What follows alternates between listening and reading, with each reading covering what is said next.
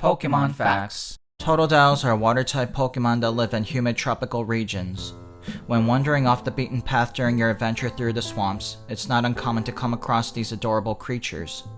Most of them are abandoned at birth to fend for themselves, and without the aid of their parents, a lot of these newborns don't live past the first 2 weeks. Now, I know what you're thinking. You can't help but sympathize with these Pokemon because they're so tiny and helpless. I could stand here all day and caution you against taking pity on these wild Pokemon in hopes that you don't give in to your standard savior complex. But it's not in you to listen to reason. And besides, once you meet their gaze, it's already too late. The Totodile will immediately imprint on you, meaning they have decided you're their mother. So like it or not, the Pokemon will proceed to follow you around like an extra shadow, and you'll come to think of it as a privilege to raise this Pokemon as one of your own.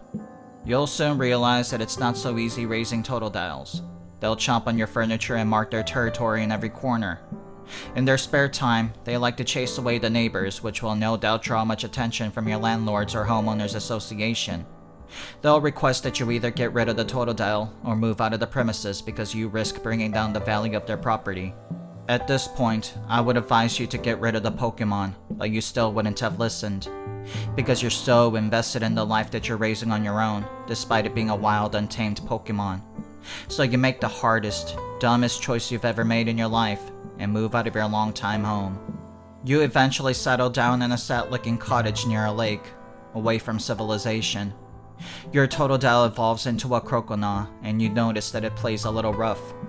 It tries to bite you every chance it gets, which cost you an arm a few hours ago. Your blood-stained shirt sleeve flutters in the wind as you keep your eyes trained on the croconaw. You can't take your eyes off the Pokemon. It just waits to catch you off guard so it can tear into your supple neck. All you can do is wait till it goes to sleep before you could step outside the cage to grab the gas can in your shed, then fill up the fan boat and make it down the lake before the croconaw notices your absence. At this point, you come to realize why these Pokemon are abandoned at birth.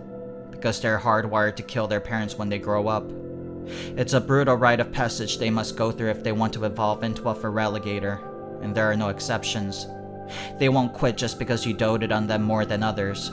Soon you start to regret taking in the Pokemon as an infant. You regret giving up your longtime home to raise it. You regret giving up all social circles and any semblance of life you once had, just because you thought you were doing the world a favor by being a good person. But none of your regrets can start the fan boat, nor can they save you from starvation. Put the past aside and concentrate on the now. It's time to put your luck to the test. I'm a salt shaker full of ghost pepper, and this has been another episode of Pokemon Facts. Please like, comment, and subscribe for more factual Pokemon facts. Have a wonderful Pokemon day.